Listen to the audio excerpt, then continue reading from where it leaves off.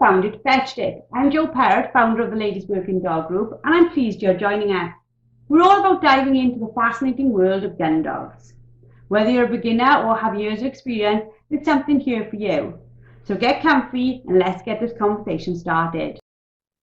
Hello and welcome to another episode. I'm sure you're all happy to know that we're back weekly, and this week joining me are the amazing LWDG expert Claire Denya and the amazing LWDG regional coordinator Sue Lister. This week we're going to be talking all about sharing the lead. When you borrow your husband or partner's dog, or worse still, they borrow yours. So ladies, how are you both today? I'm very well, thank you, Jo. Great, thanks, Jo. So what inspired this podcast was Claire telling us a little bit about a situation where she is now borrowing John's dog. And that got Sue telling us all about the time when her husband stole her dog. So we're going to chat a little bit about these stories to sort of kick us off. So Claire, you go first. How have you ended up with John's dog? Yeah. So, so basically what's happened is my youngest Labrador, Rose, she's 4 years old now, but she's the youngest of our 3 Labradors, and she's currently in season and planning to breed from her, which is a big deal. But my other girl, she's 11 years old now, Indy, and she's quite deaf now. So at distance, she can't always hear the voice. She can still hear the whistle as long as the wind's helping her. And she also has dementia, so she gets a little bit confused. So I just love training my dogs. I love getting out there and doing things with them. And so I'm finding it quite a struggle to satisfy my need for dog training. I know that I see my clients' dogs like every day, but I'm training the owner, I'm not training the dog. So I was like really missing training a dog for myself. So I basically stole Dude, John's dog, he'll be 10 in November. So he's currently, when we're talking, he's over 9.5, he's coming on for 10. And he hasn't done a formal training day. He hasn't done formal training probably for about 3 or 4 years now. For the last 3-4 years, he's been a picking up dog. He loves sweeping a field at the end of a drive, and he does a lot of rough shooting. He goes out on rough shoots, and he really enjoys that whole thing. So doing technical exercises hasn't really been his thing for a few years. So I basically asked if I could steal him, because I had booked several training days and opportunities that I wanted to go on with Rose, and then got scuppered by her coming into season. So that's how it's happened. And it's been quite an enlightening experience over the last couple of weeks. I'm loving the fact that John's had to give up the dog. She's like, I'm going to train. It's going to be my time. So Sue, with you, tell us a little bit about how Rich has ended up with your dog. Yeah, so I originally started off with our oldest dog, Maud, and she showed quite a lot of promise as she was a young dog. And essentially what happened was she literally just became really disinterested in formal training, in retrieving. She just completely went off the boil with that. And we don't quite, I mean, she had the phantom pregnancy and stuff, and we don't know, whether it was a result of that or her prey drive just really kicked in. But it sort of felt at one time like me and her just weren't gelling at all when we were out together. She's a very headstrong dog, but she can be quite nervous as well. And I think once our relationship, or I felt our relationship wasn't quite working, I think my anxiousness and worry probably played into her nervousness as well. Whereas Rich is quite a calming influence. And I noticed when she was with him, it was almost like she just went, okay, right, you've got this. I can just chill out now. And we'd got another young dog at the time, so I took over. I was sort of bringing him through as well. So I just said to Rich, look, why don't you take Maud on and almost like have a reset and see how she gets on with you. And so he built quite a nice bond with her, and she's just great with him. You know, she likes, I think, that the firmness when she needs it, when she's being headstrong, but I think she also feels quite secure and, you know, in his company. So it seems to work better like that. And I think that's the case, isn't it? Like, not a dog chooses a preferential person, but when you've got more than one person living with the dog tends to settle normally with one more than the rest of the group. Do you think that where you've both sort of had experiences with the dogs changed over, is it working for you? Well, I was just going to say, you just touched on something there. Indy was supposed to be John's dog. When we bought Indy, she was supposed to be John's dog, but they didn't gel. So it's a little bit similar to what Sue was just saying. And it became very clear, very, very, very quickly. She would listen to me and not take instruction for John at all. And we got 6 months into it, and she just became my dog, which was why we got dude when we did, because they just weren't getting that their relationship now is lovely, but there was never going to be that training connection between them. She always looked to me. So John would ask her to do something and she'd look at me. So I just thought I'd add that, Joe, because, you know, I think some dogs are just drawn maybe to, and I don't necessarily think, I think some dogs seem to prefer women and some prefer men, but I think sometimes it's more deeper than that, and it's almost like it's the aura. I think aura is the right word that I'm looking for. The aura of that person, the suitability of that person, and I think that really shows in John and Dude's relationship. They're both so laid back, like proper chilled about stuff, and Indy's quite serious, and I don't think I'm a serious person at all, but she loves to train. She loves to train. And then Rose, my youngest, she's like, what are we doing? Whereas John and Dude will both quite happily sit at home on the sofa and chill out and not worry about that sort of stuff. So yeah. Sorry, Joe, carry on. But I just thought that was worth mentioning, because a lot of people don't realise that Indy was supposed to be John's dog and it just didn't work out. It's really interesting what you say, because Jess, who is Ella's mum, Jess was my dad's first, and he couldn't do anything with her. He couldn't at all. And he literally said, take her, just take her. I can't do anything with her. And she came to live in my house, and probably within a week or two, we were inseparable. She was just great for me. And he'd be like, it's amazing what you've got out of that dog. But I could see a lot of me in her, which is quite a weird thing to say. She's quite nervous. She just needed encouragement. She just needed quiet.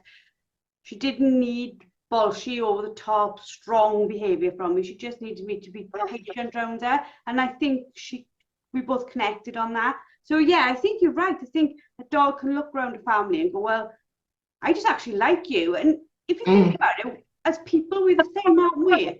Yeah. I mean, our youngest one that I train, like Claire said then, if Rich gives him a command, he'll look at me and say, like, am I doing that? He'll look to see if I'm going to give him the same command. But I think as well, I was conscious with him as a young dog to really make sure we really worked on that bond first and foremost. And there was a really nice bond and trust there, and we were friends. And he's a much softer dog, so I very rarely get my gruff voice on, which people that know me know I've got a rubbish gruff voice anyway, because I can't I try and sound like really determined, and it doesn't really work. So you don't need to say much to him, and he's straight away going, oh no, I've done something wrong.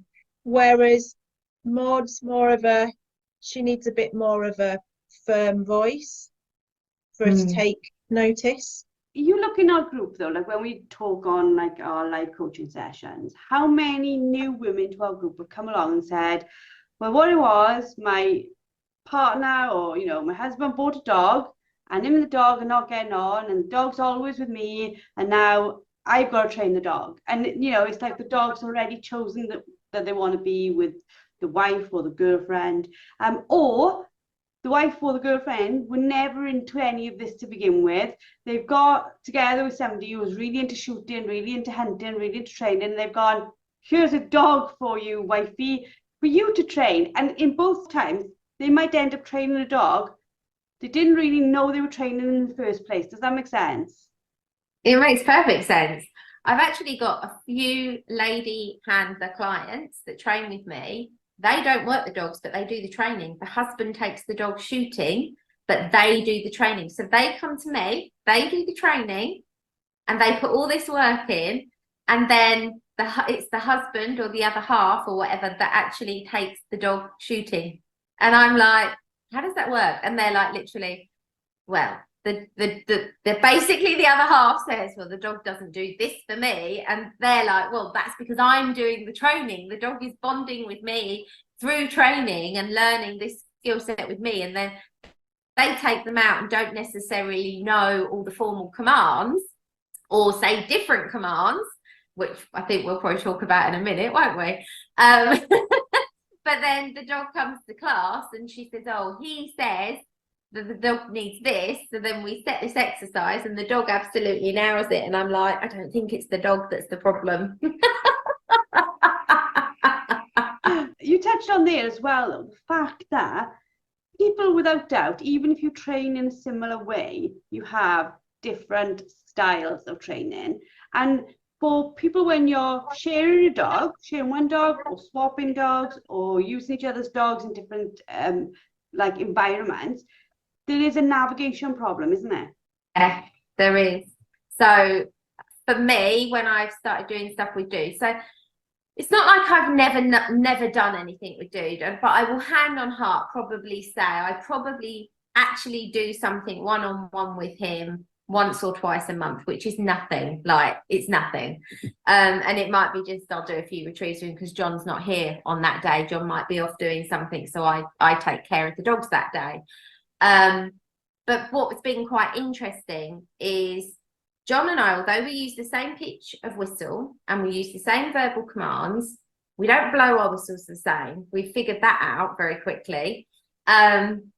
Our tones of voice in training is very, very different. So I've had to spend the last couple of weeks, because I took Dude sugar beet training this morning, and that was the first thing that I wanted to achieve with him. And he was such a good boy. But anyway, that's another thing. But he was such a good boy. But the last 2 weeks have been me learning to read him and him understand my tone of voice when he's getting it right, my tone of voice when something's not going right. John telling me, no, my stop whistle is longer than yours. You need to hold it longer than that, and things like this, like just silly little nuances. Whereas the girls, when they train with me, you know, 4 or 5 days a week, they know all of my nuances and they know my little quirks or my change of pitch of voice. Whereas I think Dude thinks I'm quite funny. Like, he's responded really well, but he's working for me very differently to how he works with John. With John, you work him on dummies and stuff like that, he's really proper chilled and like not that. He's a working dog. He's like, really? We're doing canvas today, okay, all right, we'll do canvas. And there's a little bit of a joke that he does it in Dude time sort of thing, you know.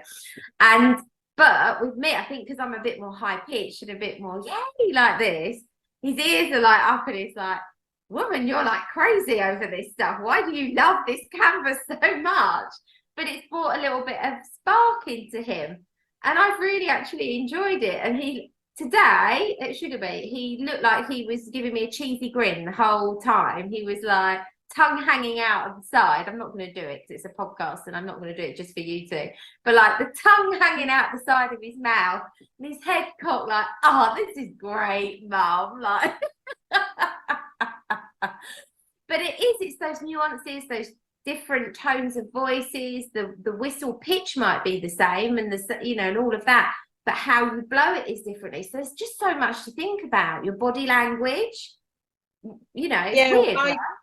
I find that as well, actually. If we're out together, we use the same whistle pitch, and their dogs know the difference between the two of us, because Maud will stop dead on Richard's stop whistle, but if I blow a stop whistle, she'll poodle until I do a hand signal. She'll see the hand signal and she'll stop, but she won't stop on the whistle because I obviously blow it completely differently. But funny, isn't it, what they get used to?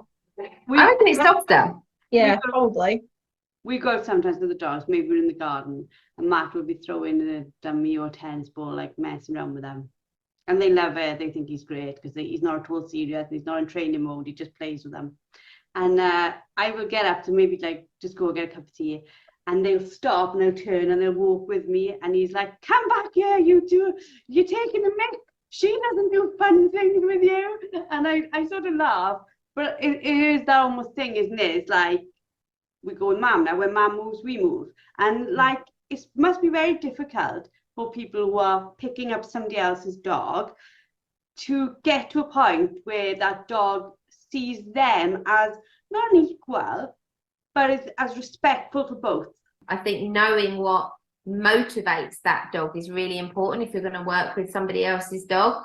Dude's really easy. He's super food motivated, like really food motivated. He'll do anything for food. The girls are not that way. Indy's tennis ball mad, so she'll work for that.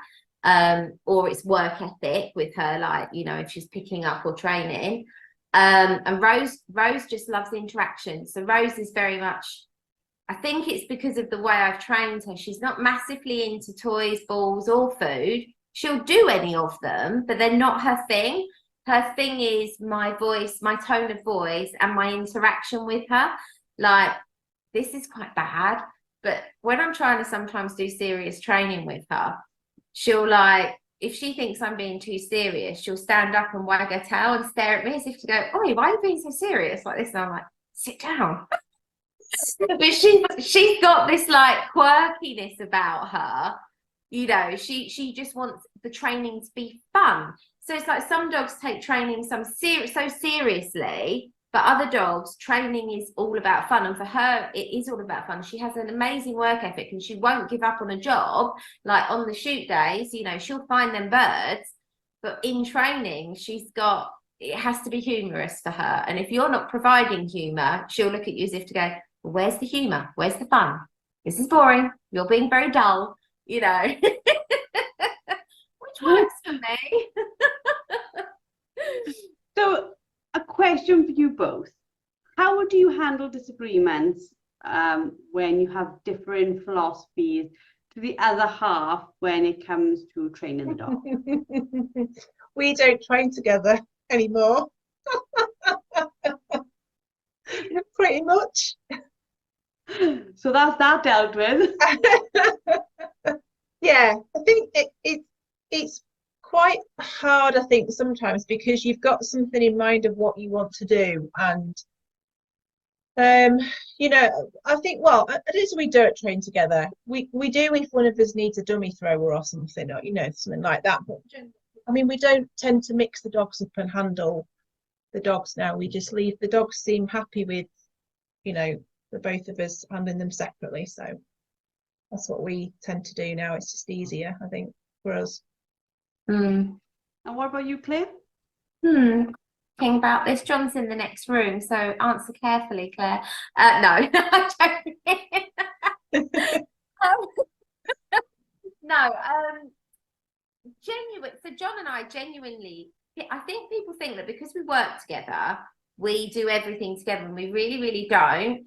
And I actually have to ask John if I want him to train with me. Like, if I want him to help me out throwing dummies or firing shot, I have to, like, literally, like, almost like put it in the diary that he's helping me train.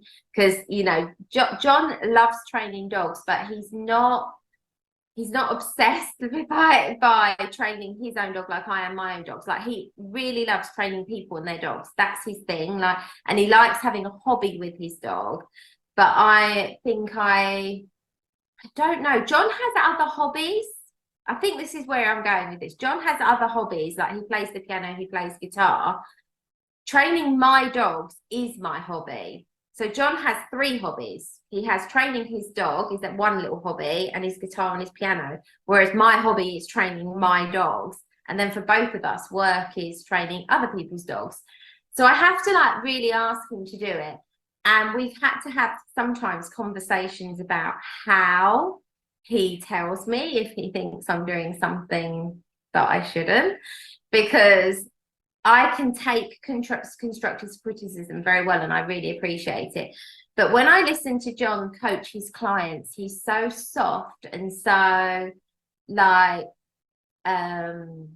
he really wants like them to really have the best, experience, which of course I do as well. But when he tells me, he just goes, "Why did you do that?" Like he would never say that to a client. So we've had to have a conversation and be like, okay, so when I do something, can you just treat me like a client and be like, okay, that thing you did, have you thought about trying to do it this way instead of just going, "Why did you do that?" Because I'm like, oh, why did I do that? So we've had to learn how to do that. And when that really clicked was when Rose was a puppy. John was teaching a class that I participated in with Rose. So I was in with other clients. So I think that's when it really started to like blossom, because he was teaching me just like the other clients instead of just being one-on-one and him going, "Why did you do that?" But he hates filming anything for me. Like if I say, "Oh, can you video this for me? I'm doing a masterclass for Joe. Could you film this?" He'll be like, "Can you use your stand?" I'm like, "Okay, I'll use my stand." Like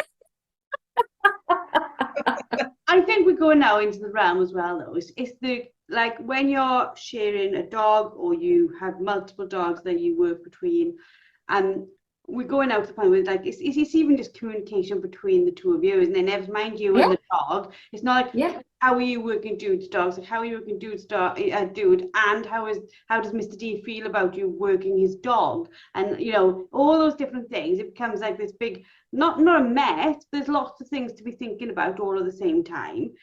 What advice do you think you would give, both of you, to people who are facing difficulties, either where they've like got their partner's dog or their partner keeps pinching their dog? Like what advice would you give them about dealing with the sort of conversational difficulties? You mean conversation between you and your partner, or? Yeah, like what advice would you give our listeners to, like, because it could be quite easy, wouldn't it, to be like, not cause an argument, but it's very difficult when you've got one way of doing something and somebody's got another way of doing it, to find this middle ground. It's almost like Meg says to me, she'll kill me for saying this now on the podcast, but she's had this little pup, and in the mornings now I get up with him, and she's like, the other day she said to me, it was so cute, but it was so wrong. She was like, "Mother, we co-parent this pup." And I was like, "No, we don't co-parent this pup. You're meant to be doing it. I'm just good enough to look after her in the morning." And I think it's a bit like that when you're like sharing a dog. You're co-parenting this dog, and how do you find how you're going to do it together? Does that make sense? I'll tell you what I did, and I'll tell you what I noticed that I did, because really, me and Mitch might have slightly different ways of doing things, but essentially we've got the same ethos of training, and it's not different ends of a scale. It's very similar.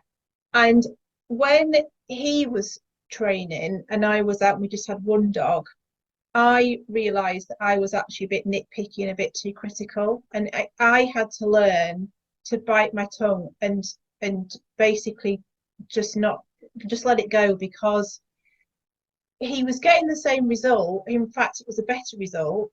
It was just doing things in a slightly different way to what I would do them, but that doesn't matter. So I think part of it is, unless someone's doing something categorically that you disagree with or that's going to mess your training plan up, just let that person get on with it, because all you're going to do is change their mood. The training session will just go to pot, and then no one wins in that scenario. So and especially if someone's taking over that dog's training, you've really got to learn to just go, right, I'm not involved in that now.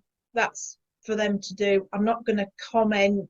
I'm just going to let them roll with it, unless they ask for you know, any guidance, but I would just say that's what I did. I was a bit like, oh, you're not doing that quite right, and actually it didn't really matter. That's really cool. And actually, so you've really, it's for me very similar. So John and I have the same training ethos. We use the same training methods. We have the same exercises because we teach together when we teach classes. So all of that is completely mirrored. I've just had to accept that with my dog that I'm training, perhaps I'm trying to get to, let's say, a working test standard of dog. John was a shooting dog standard. So although the skill sets are the same, he might not be so bothered about the finesse of this heel position and heel turn for this retrieve, as long as the dog's getting the job done. So I think we've come to the thing together of we have the same ethos, the same methods, the same sort of handling and all of that kind of thing. But unless John asks me for help with something, I back off when he's training his dog. If he's training my dog, that's different, which obviously at the moment I'm training his dog, so I need to be mindful of that sentence because that might come back to bite me when he listens to this podcast. But but equally, if I'm struggling with something, I feel I can ask John to have a look, and he now doesn't say to me anymore, why did you do that? He will now give me proper constructive feedback. But so those things are like super important. I think you need to kind of have those conversations. If you're sharing a dog, you need to have those conversations. So there's an agreement on how you work together with the dog. But equally, what I will say, dogs can massively adapt to each person. And that's what I've learned over the last 2 weeks with Dude. Like, he was working like a dog who I would have trained for a working test in Sugar Beet today. We were doing heel turns. He was lining on blinds. He was taking all instruction and listening to me. Whereas if John was working him in that environment, he might be sweeping the field. But it's like Dude has literally gone, all right, so when I train with her, this is what she wants from me. And he's picked that up so quickly. And I think dogs are much more adaptable to that. And I think they also learn, not just in training, but in behavior. They learn what buttons they can push with what people, and they will do that. And I think so dogs are more adaptable than we give them credit for. It's just us understanding the needs of that dog, the motivation of that dog, how to get the best out of that dog, and how to not step on each other's toes if you are sharing a dog.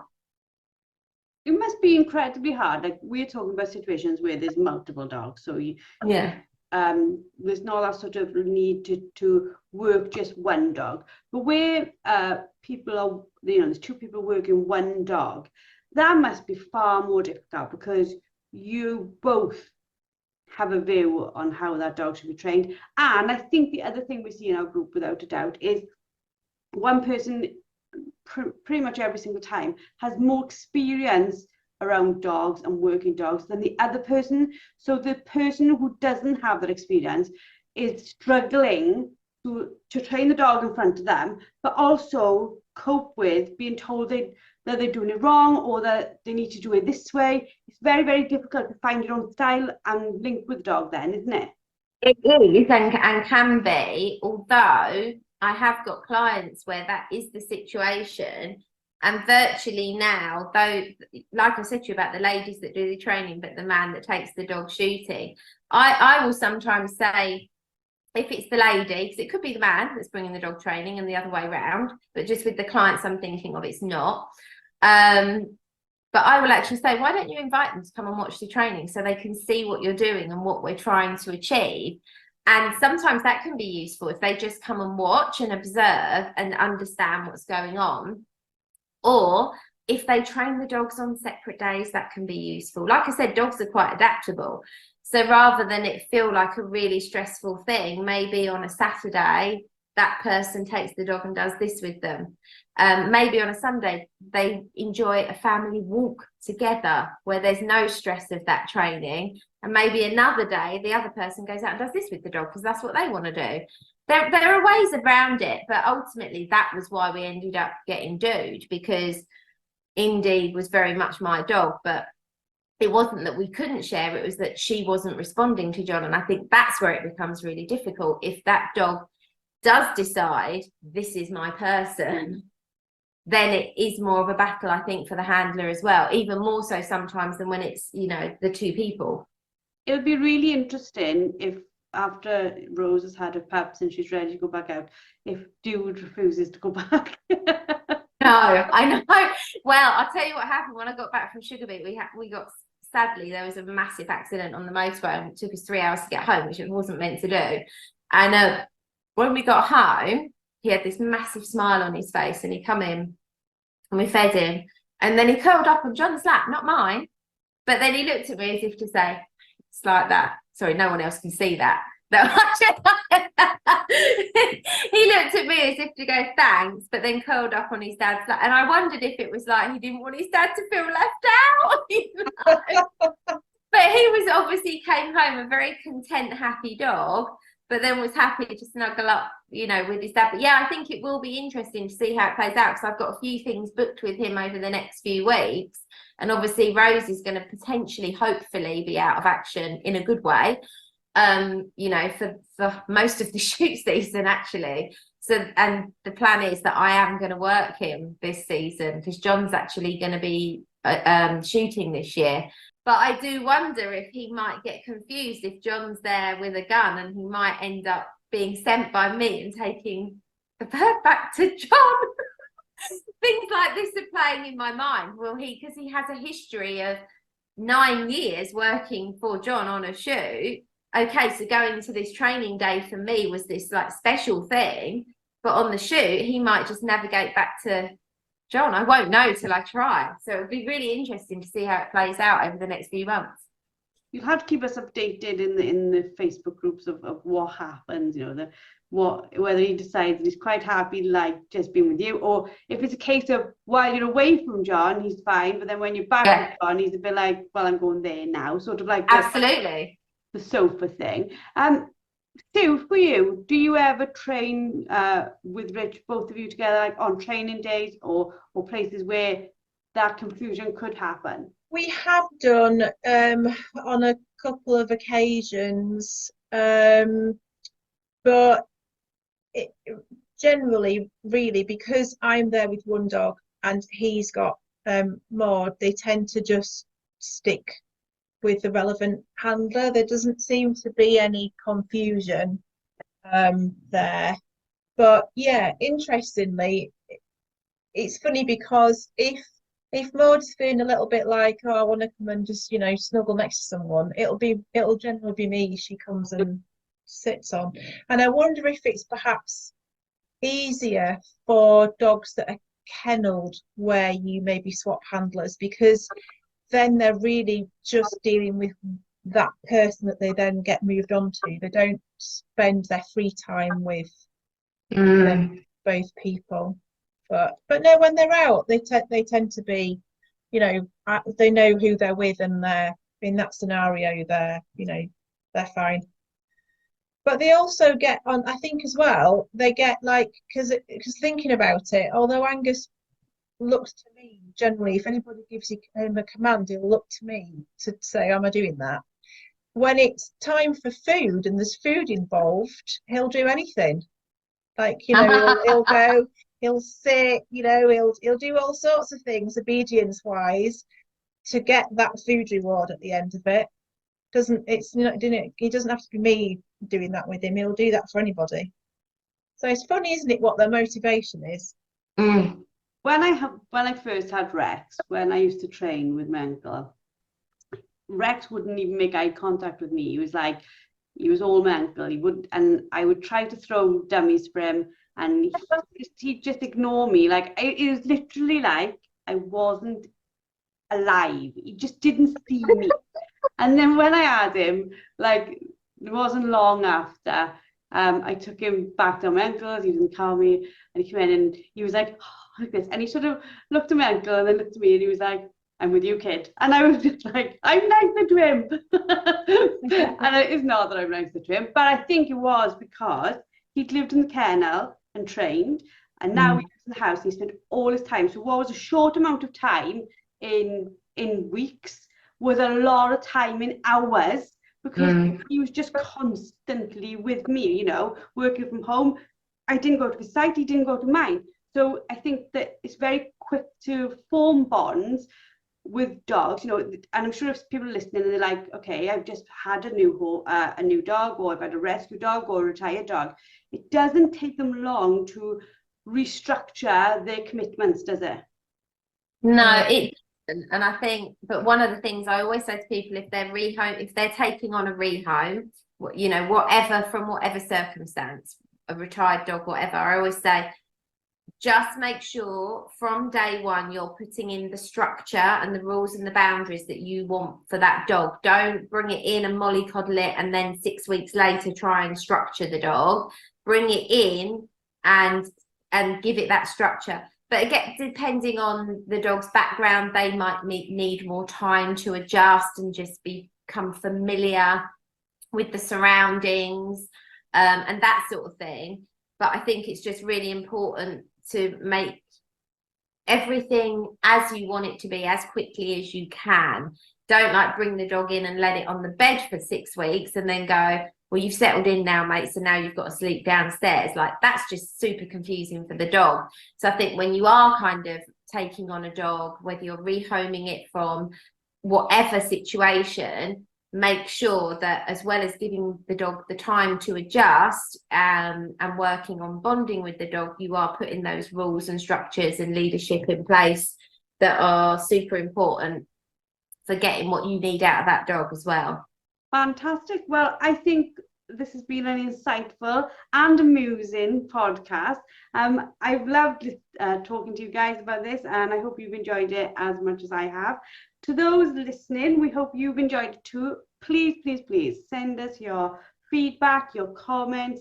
Every single podcast, near enough, there's one or two that don't have blogs, but most of them have a blog that is our free content on the website. So you can pop some comments in there. You can send them to us on Facebook. And there's loads of places where you can share your thoughts on it. We'd love to know about you stealing your other half's dog or them stealing yours. That would be absolutely fabulous. Make sure to subscribe, make sure to review, and we shall speak to you all next week. That's a wrap on today's episode of Found It, Fetched It. Thanks for listening. If you found our conversation valuable, please could you do us a favour and subscribe and leave a review so other people just like me and you can find the podcast. For the ladies out there who are passionate about gun dog training and want more tips, live sessions and a community that gets it, you're welcome to join our membership. Just visit www.thelwdg.com to learn more. Until next time, keep working with your gun dog and take care.